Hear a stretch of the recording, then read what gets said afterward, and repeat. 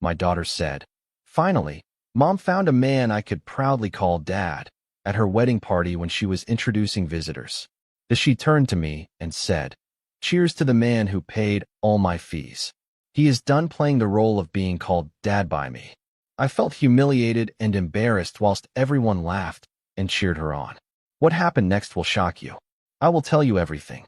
First, let me quickly thank you for your continuous support. This means a lot to us. If you enjoy the stories we share, kindly subscribe to this channel. It will be great if you can leave a comment on which city you are watching from. We might just give you a shout out in our next story.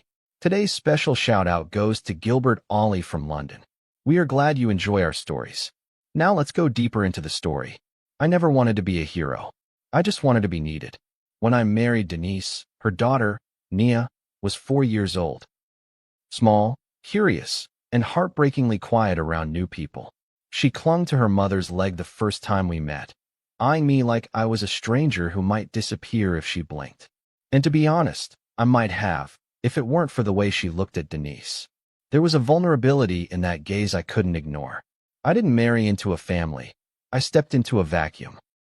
Her biological father had vanished just after her first birthday, leaving behind nothing but court papers and a string of broken promises. No calls, no visits, not even a child support payment. Denise never spoke of him unless she had to, but her silence was loud enough. And I, fresh off a successful business deal and newly humbled by a heart attack scare, decided to trade in ambition for stability. Loving Nia felt like a calling, not an obligation. I remember the first time she called me Dad. She was 6. It was bedtime, and I had just finished reading Goodnight Moon for what had to be the 1,000th time. She pulled the blanket up to her chin, gave me a sleepy smile, and whispered, "Good night, Dad." Just like that. I almost didn't react, afraid to scare the moment away. But I walked out of her room that night with tears in my eyes and a promise quietly made. She would never want for anything as long as I lived. That promise became my mission. I paid for her private school tuition even when Denise said public school was just fine. I hired a tutor when she struggled with math in the 4th grade. When she wanted to quit ballet, I sat in the studio lobby every Saturday, encouraging her to try one more class, one more stretch. She eventually quit anyway, but not before earning a solo in her school recital, which she still denies ever mattered. She got braces at 11, a car at 16, and a summer internship at my company when she turned 19. Every Christmas, her stocking had double the gifts. Every birthday, I rented a venue, ordered custom cakes, and made sure her friends never left without party favors. Her college tuition? Paid in full. When she said she wanted to study marketing, I bought her a new MacBook and connected her with one of my former colleagues in the field. But through all of this, I never asked to be called Dad again. Not because I didn't want it, but because I didn't want to pressure her. I thought love meant giving quietly, trusting that she'd see it. I thought showing up, every day, in every small way, would be enough to build something real. And for a long time, it felt like it was. She sent me Father's Day cards every June. She once wrote in one of them, "You're the man who made me feel safe." I kept that card in my desk drawer, right beside the lease to her college apartment. When people asked if I had kids, I never hesitated. "Yes," I'd say. "A daughter. She's amazing." As her wedding approached, I felt a strange kind of excitement. Nervous, too, but mostly proud. I was walking a young woman down the aisle who had once asked me to help her put pigtails in her hair. She had grown into someone confident, ambitious, and, I believed, grateful. She hadn't asked me to give a speech, and I didn't push. She hadn't even officially asked me to walk her down the aisle, though Denise told me not to take it personally. I figured she was overwhelmed with wedding plans and that she'd sort it out closer to the date. The truth is, I didn't want to force my place in her story. I just wanted to be part of it. The morning of the wedding, I ironed my suit twice.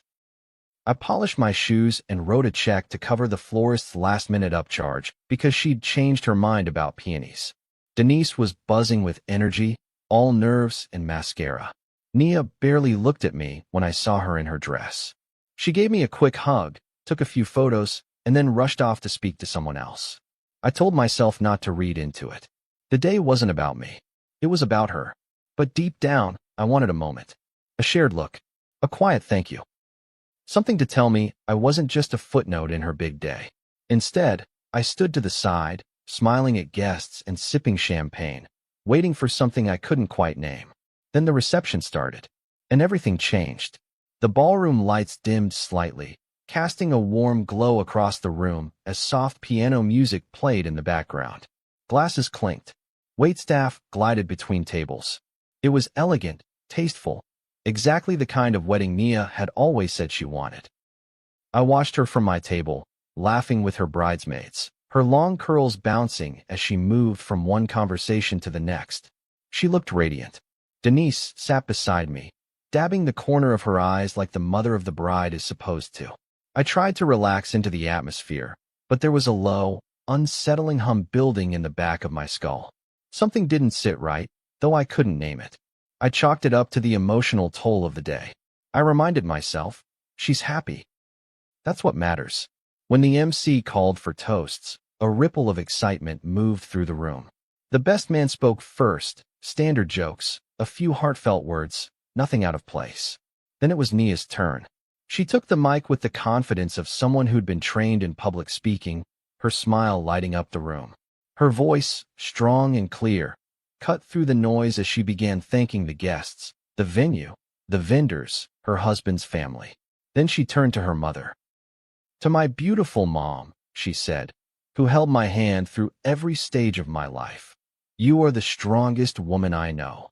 Denise teared up instantly. The room let out a collective awe. I smiled genuinely. She deserved the praise. And then, just as I started to lift my glass, Nia shifted her weight and smiled even wider. "And to the man who showed me what a real father looks like." She paused, the dramatic timing of a seasoned speaker.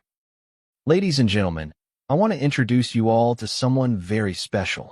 My mom's fiancé, Ray." I blinked. "Ray? My wife's fiancé?" Applause burst out across the room as a man I'd only met twice stood up 2 tables away, smiling sheepishly, waving. Denise laughed, almost bashfully. I sat motionless, the stem of my champagne flute sweating between my fingers. Nia continued, glowing. "When my mom brought Ray into our lives, I finally understood what it meant to have a father who sees me, really sees me. Someone I'm proud to call Dad." Laughter, then cheers. Some guests turned to look at me, confused. Others looked away awkwardly. I couldn't move. My ears rang, like I was underwater. Every syllable that followed hit me like a slap. "And of course, there's the man who paid for my schooling." "Thank you, Mr. Johnson," she said, turning directly to me with a grin. "You really played the role well." She winked, and everyone laughed again. There was no anger in her voice. No sarcasm. Just dismissal. A pat on the head for the man who had funded her life. My stomach dropped. I forced a tight smile and raised my glass like the polite puppet she apparently thought I was. People clapped. Denise leaned in and whispered something about Nia being too much sometimes. But she was laughing. So was Ray. And Nia? She looked satisfied. The rest of the evening was a blur. People danced. I didn't. Someone tried to get me to pose for a family photo, and I declined. Nia didn't notice. Or if she did, she didn't care. I left before the cake was cut. Drove home in silence, gripping the steering wheel like it might float away. When I got there, I sat in my study for 2 hours, staring at a photo of Nia in her high school graduation cap. I'd framed it myself. It sat right beside the Father's Day card she wrote me at 15. "You're the man who made me feel safe." The card might as well have been written in another language. That night, I didn't sleep. My mind replayed her words like a looping tape, played the role, paid for my schooling, finally understood what a real father looks like. Each phrase dug deeper than the last. I wasn't her real dad. I was the ATM, the stand-in, the extra. And if Denise was already engaged to another man, how long had she been planning this? How long had they been laughing behind my back? By morning, I had my lawyer on the phone. "Remove her name from the will," I said. "Give it all to the orphanage on Ashford Lane." He paused. "All of it. Every dollar." "And your wife?" "File the papers. I want a divorce." I terminated Nia's company contract that same morning. Had her email revoked, her badge disabled. There would be no explanation. No back and forth. If she wanted a new father so badly, let him provide for her. Let him fund her lifestyle, her career, her health insurance. I wasn't angry. I was done. I didn't announce it. I didn't storm into any rooms. I simply removed her from my life as swiftly and quietly as she had removed me from her heart. The thing about pulling the plug on a relationship, whether it's romantic, parental, or business, is that most people expect a warning shot, some final argument, a screaming match, or a sobbing phone call. But I gave her nothing, just silence. The same silence I had stood in the night of her wedding, as she performed her little monologue with that smug, glossy smile. If she could erase me from her story with a speech, then I could erase her from mine with paperwork. I didn't need closure.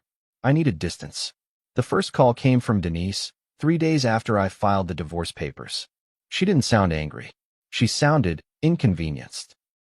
"You could have talked to me," she said, as if the affair and the engagement and the public betrayal weren't discussion-worthy. I let her speak for exactly 42 seconds before I cut in. "You knew," I said. "You laughed." I didn't know she would say that. "But you laughed." There was a pause, just long enough to confirm that she had no excuse. Then she sighed, the kind of exaggerated exhale people use when they're trying to make you feel like the problem. "So you're really divorcing me over a toast?" "No. I'm divorcing you because I don't know who the hell you are anymore." She hung up.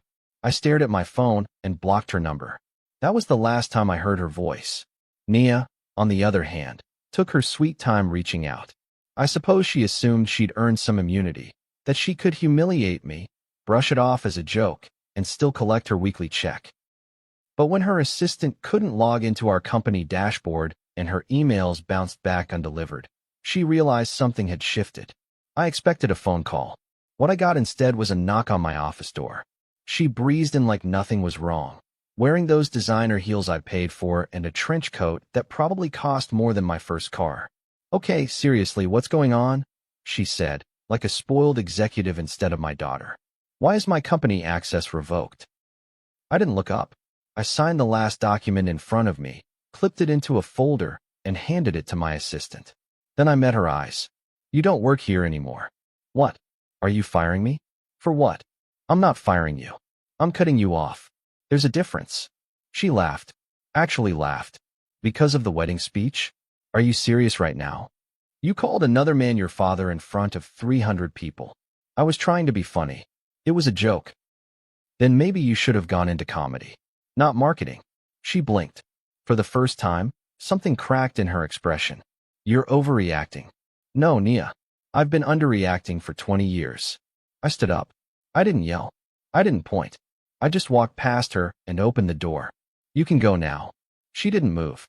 "You're seriously kicking me out of your life?" I looked at her, really looked. The expensive jewelry, the fake tan, the Instagram filter confidence. And suddenly, all I saw was a stranger. "You did that first," I said. She stormed out. By the end of the week, she had posted a video online. It was the usual playbook. Tears, shaky voice, grainy iPhone footage. "My dad cut me off and fired me after my wedding," she said, deliberately omitting the fact that I wasn't her biological father and that she'd publicly mocked me. The comments section exploded. Some called me cruel. Others asked what kind of father abandons his daughter over a speech. But it didn't take long before people started asking better questions. A woman named Sharon, an ex-employee from my HR department, commented under the video. "I worked for your dad's company for 12 years. I saw how he treated you like a princess. You were never grateful." Her comment got pinned. Then others followed. Former teachers, family friends. Even one of Nia's old high school classmates chimed in. "I remember when your dad paid for your field trip to Paris. Mine couldn't even afford my textbooks." The tide began to turn. People started seeing the full picture. That it wasn't about a single speech. It was about a pattern. A slow erosion of respect. A growing sense of entitlement wrapped in faux affection. I said nothing. Posted nothing. I watched it all unfold like an outsider. For once, I didn't need to defend myself. The receipts spoke louder than I ever could. What surprised me most was how quiet my house became, not physically, but emotionally. There was no more tension, no undercurrent of being tolerated. I sat on my porch one evening, watching the sun drop behind the trees, and realized I hadn't felt this light in years. Not happy, not yet, but free. I always thought wealth insulated you from the world's noise. That enough zeros in your bank account could buffer you from public opinion, from gossip, from shame. But I learned very quickly that money only makes the headlines louder. Within a week of Nia's video going live, I became a trending topic, not because of what I did, but because of how little I said. The silence made people curious. Dangerous. Everyone loves a scandal, but what they love more is a mystery they can fill in themselves. Suddenly, strangers were writing think pieces on fatherhood and obligation, dissecting my family like we were a failed social experiment. There were blog posts, reaction videos, even a TikTok therapist giving a 3-part analysis of why narcissistic dads abandon their daughters. Nia leaned in hard. More interviews. More crying. More of the same script. I didn't respond. Not because I had nothing to say, but because I was done trying to speak into an echo chamber. Let them speculate. I knew what was real, but not everyone was content watching from the sidelines. It was a Thursday afternoon when I received an unexpected knock at my door. I was home alone, sorting through old documents, birth certificates, report cards, photo albums I hadn't touched in years. I thought maybe it was another journalist. Instead, it was Marcus, my late brother's son, my nephew.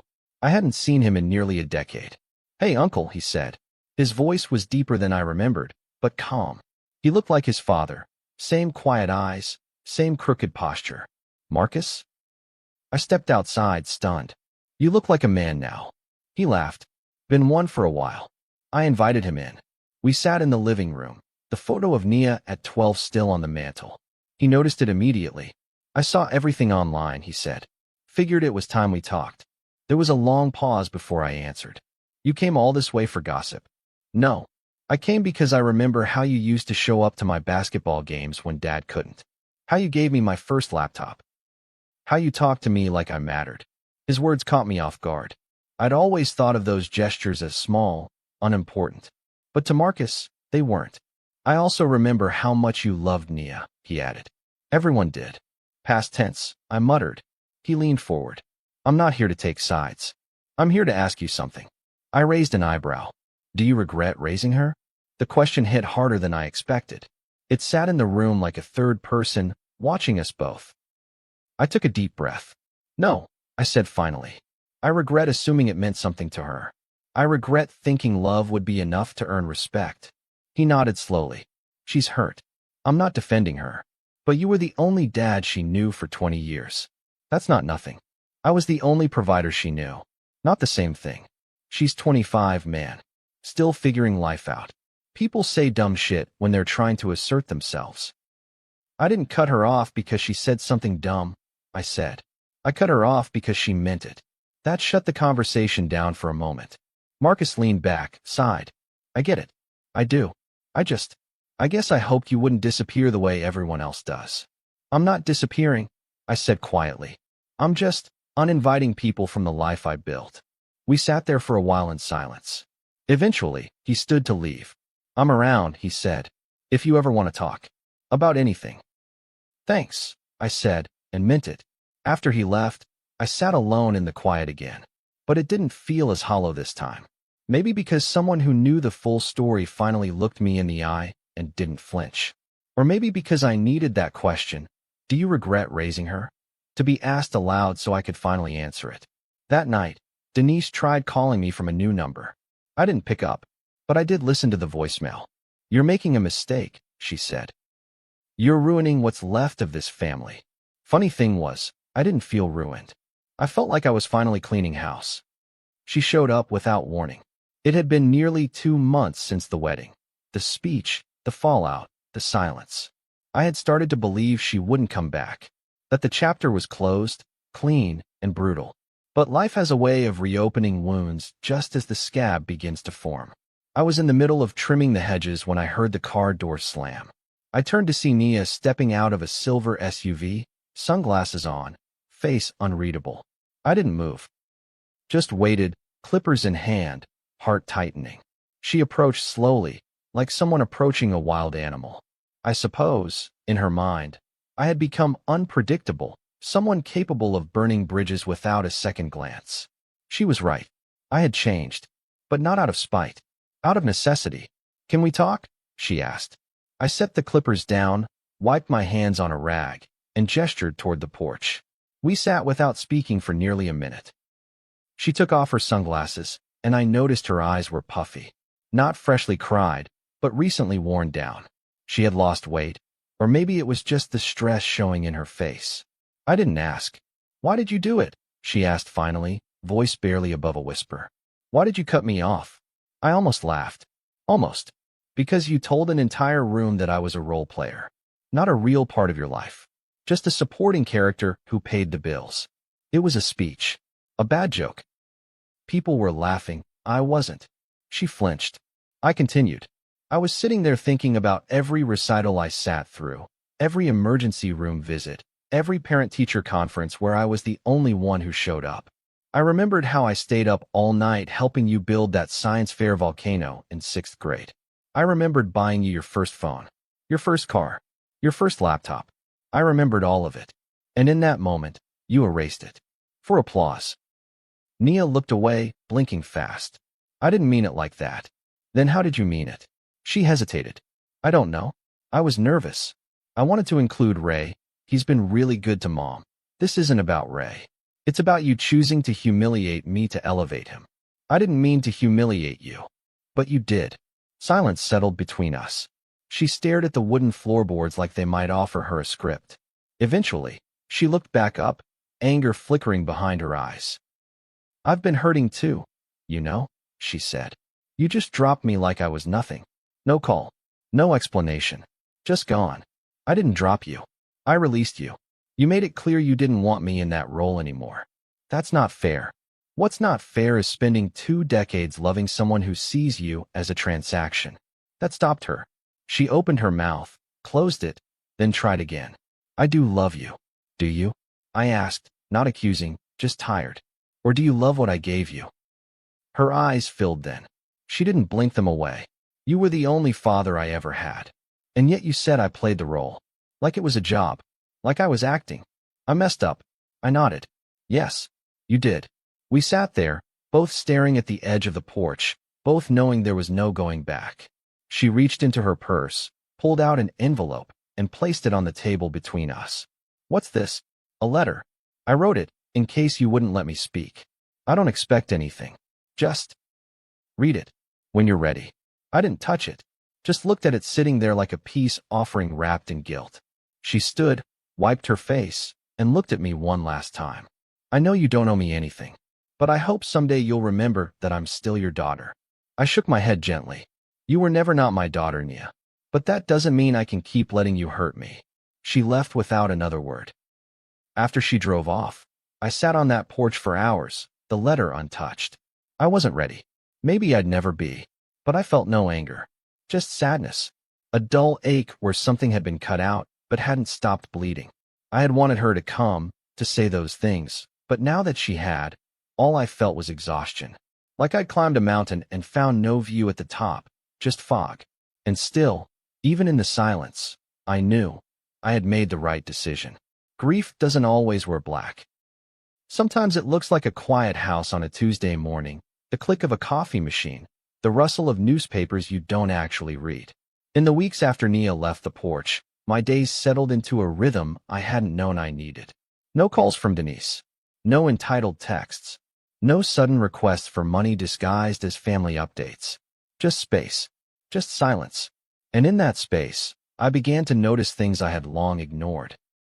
Like how tense I used to feel every time my phone buzzed, or how I'd been swallowing resentment for years like bitter pills, never calling it what it was. Love, they say. Family. But sometimes love is used as a leash. I never read the letter. Not because I was angry. I just didn't need another performance, another attempt to tidy up what she had so carelessly discarded. My decision wasn't made in rage. It was made in reality. That was what people never seemed to understand. They thought cutting her off meant I was punishing her, that I wanted to teach her a lesson. But I didn't. I simply wanted peace. And peace, I had learned, often requires sacrifice. What I did instead was revisit the orphanage on Ashford Lane. I hadn't been there in years, not since we did that holiday drive the year Nia turned 12. She'd helped pass out backpacks and crayons to the kids, smiling for pictures, posing like a future humanitarian. But even then, I remember her wiping her hands with sanitizer the moment we got in the car. That place smelled like bleach and sadness, she'd said. I had laughed at the time, thinking it was just teenage bluntness. But looking back, it was something colder, an early sign of the detachment that would grow like a vine between us. The woman who ran the orphanage remembered me. "Mr. Johnson," she said, hugging me with the kind of warmth that makes you forget your losses for half a second. "We thought we lost you." "You did," I said, "but I found my way back." We walked through the halls. They'd remodeled since I was last there. New tiles, fresh paint, fewer cracked windows. But the kids were the same. Wide-eyed, curious, hungry for affection. A little boy named Leo clung to my hand the moment I sat down. He had a Batman shirt and a scar above his left eyebrow. He didn't ask me for anything. He just leaned his head against my shoulder and sat there. It wrecked me. That night, I finalized the paperwork with my lawyer. The entire estate, every house, every investment, every policy would go to that orphanage. Not out of revenge, out of clarity, out of a desire to give everything I had to someone who might actually understand the value of being chosen. The story didn't end with a redemption arc. Nia never came back. Denise filed for spousal support, but was denied. Turns out, prenups are good for something after all. Ray, her new fiancé, posted some inspirational quotes about family on Instagram, and I muted him. The media lost interest. The public moved on. But I didn't need their attention to validate my choices. One afternoon, while sorting old boxes, I found a photo of Nia and me at her 5th birthday party. I was holding her up so she could blow out the candles. Her arms were around my neck. She looked happy. So did I. I didn't throw it away. I didn't frame it either. I just slipped it into a drawer.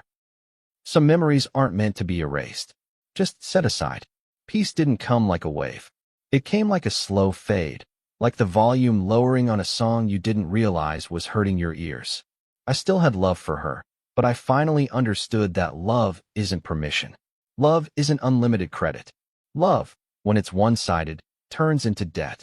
And I was done being overdrawn. I never stopped being her father, but I had stopped being her fool. Have you ever had to choose between peace and family? Between being the bigger person or finally choosing yourself?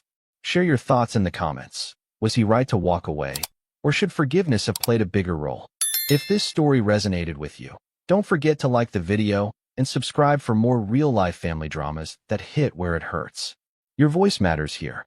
Let's talk about the lines between love, respect, and the power of walking away. See you soon in the next story.